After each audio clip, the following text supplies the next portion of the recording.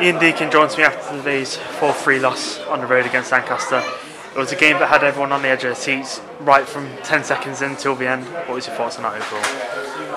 Yeah, it was probably not a game for the purists. There was a lot of mistakes today from both sides, to be honest with you, and the pitch was difficult. But I think they just wanted it more than us today. It was going up so early on, you hoping, right, okay, good start, come out of the blocks, got a goal, and then to concede two in the space of eight minutes, it's just not good enough. I think it's evident now where I've said to the players in there, like, we've got to be stronger defensively, and that's whether I bring personnel in now in terms of just to give them a bit of a rocket. Hopefully they take that the right way, but we can't keep conceding goals the way we are. I think it's just evident that we've got to be better defensively. We are going forward, we're scoring goals, 3 last week, 3 this week, but we have to start being defensively better to hold on to those leads, and especially coming away from home like this. It's something I think the players have got to understand, and you keep making excuses for them. Yeah, they're young, this and the other, but they've all got multiple games now at this level of football, so they understand what it's about. And, I said to him in there that there's no more excuses from either side. You've given me no choice, but I have to do something about the defensive line now, and I think that's evident with the games and goals that we've conceded. But we are scoring goals, and it's not a case where we're boring to watch, and I think it's something we've just got to be a bit more resolute in both boxes. I think we've had chances again to go and score and equalise and go ahead again, and snatching at chances and the bobbling up and they're hitting the keeper from 3 or 4 yards out. It's got to be a bit more aggressive. Every manager says the same thing. I hear multiple interviews over and over through different levels of football. It was always the same. You've got to be ruthless in both boxes. And I thought the performance wasn't bad, but I think we could got to be better in our defensive side.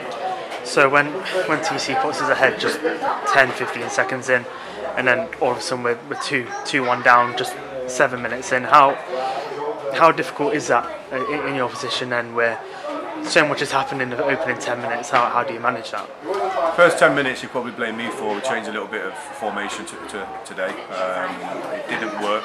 It worked after 10 seconds, but it didn't work after that, and then we changed it after 15 minutes, and then we go 3-2 in front. And I think to go in front twice away from home and score 3 goals and not come away with a result, and I wouldn't have been happy with the draw, to be honest, either. I've always been a manager that will go and attack, but it's hard to take. Against a side, to be fair, that grafted very well, but I thought both sides kind of cancelled each other out. It was difficult to play football on there, and obviously we're going for a little bit more at the end to try and get back in the game, and they have a few more chances, but I just think it was hard to take for me personally as a manager, and as a group of players, that to concede four goals away from home.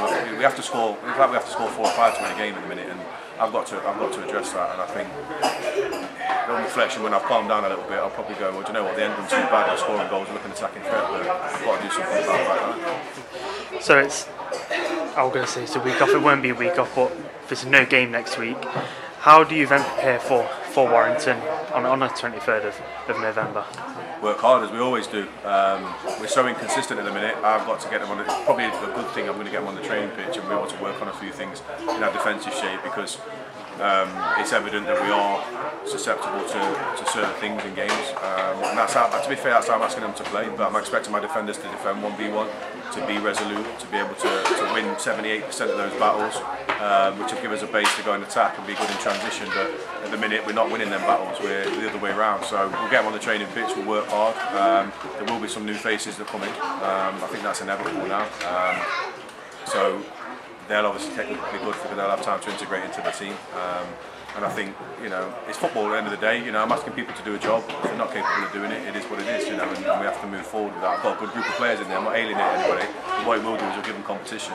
So I'm not going to get rid of anybody. I don't want that to be like a panic button press. It's basically just because I needed to have competition for them places now and move forward. And we'll work hard on the training pitch Tuesday, Thursday, Saturday, again the week after.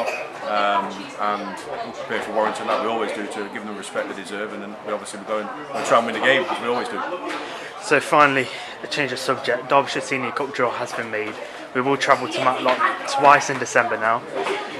You've said that every cup competition you want to go in, you want to do well, and the Derbyshire Senior Cup is definitely a chance to do that, especially. What are your thoughts on that draw, first of all, and going into that?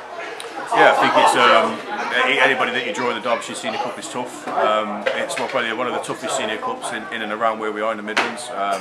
with the teams that stacked in it, and it'll be a good game for us. Obviously it's a local derby, which is great, and we won't be taking it lightly, but we're playing the best team we've got available on that day, and obviously this is the time of year where you really do need to get kind of rocking and rolling, and we're losing games, to be fair, and the games that we've lost, we're always losing them by the odd goal, apart from the one which we lost when we were down to 10 men, Prescott, a few weeks ago.